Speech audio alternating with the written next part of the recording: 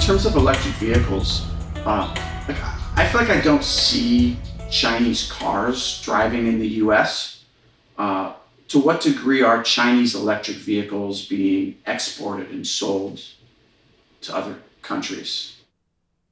That's a very good question. I don't know, actually. But I think there is a concern about the coming, I think they do have good vehicles, and I think that they could export them. And I think that's a growing concern that you'll see that their vehicles are going to outcompete ours.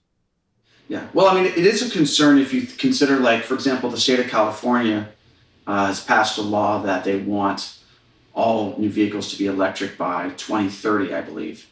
And California with a population of, say, 40 million people, like there is not a stock of that many electric cars, and certainly not in the affordability range that most Californians live in. And so if they're forced to give up their, gasoline cars that are, 10, 15 years old and buy electric vehicles, then there's the incentive for them to just get the most affordable vehicles possible. And China, with the state control of the economy, can easily manufacture cars specifically, even at a loss. If they're using it for economic warfare, they'll fill that market. Right. I mean, and just as how, the Volkswagen Bug was designed to be a vehicle for the people at a very affordable price, China could come up with a kind of small, low range, inexpensive electric car, and then there's no one in the U.S. making that, or they're not without the ability to do that in the quantities required for quick adoption. And then, California just is full of Chinese cars with Chinese electronics and perhaps GPS as well. Right, they could potentially spy on U.S. customers through all those things. But the other concerning thing is that American taxpayers are paying subsidies for all these electric cars.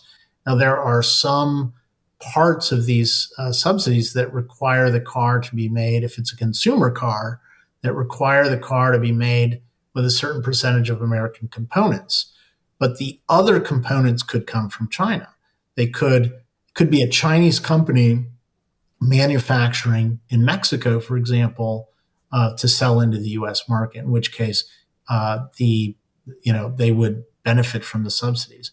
And the Made in America requirement on these EV subsidies does not apply to commercial vehicles. So basically, an American taxpayer for any commercial electric vehicle can be directly subsidizing a Chinese manufacturer to outcompete U.S. industry.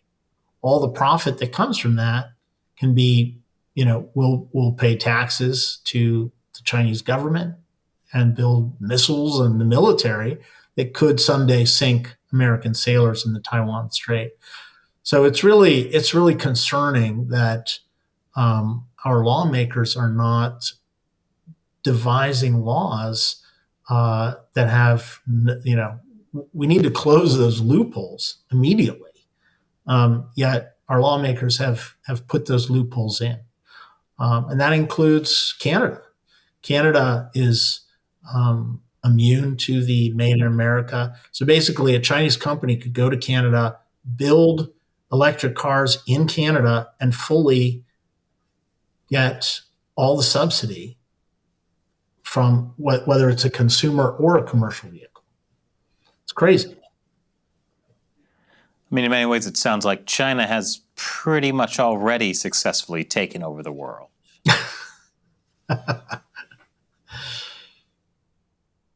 Is it too late? Is there a way to fight back? Will it take something like a Chinese equivalent to China invading Taiwan? What will it take? I mean, waking people up, even when Russia invaded Ukraine, Europe was still buying gas from them. I have an Indian friend who tells me that Russia is still selling a lot of oil and gas to India. India is then refining it and selling it into U.S. and American markets. So, you know, we're so, U.S. and European markets. So we're so dependent on these countries for our needs. I mean, less so Russia now, but American imports and exports with China were at an all-time high last year in 2022. They reached almost 700 billion a year. That's massive dependency, despite all our talk of decoupling. We're kind of going in the opposite direction. I'm feeling again overwhelmed by history happening. I'm more feeling overwhelmed by the stupidity of lawmakers in the West to just the inability to address this problem in a way that doesn't make it worse. Yeah, the really narrow, myopic focus on just, okay, climate change is the most important thing. And then legislation happens around that, completely disconnected from geopolitical concerns like China. Well, right, and China's contribution to worsening climate change. That's right. It's mostly their fault. We're completely playing into China's hands with the whole global warming push. The obvious answer to that is, okay, electric vehicles, which, and where are all the batteries, which are the most important thing in an electric vehicle being produced? Well, in China. And who has an advantage in gas-powered engines? The United States.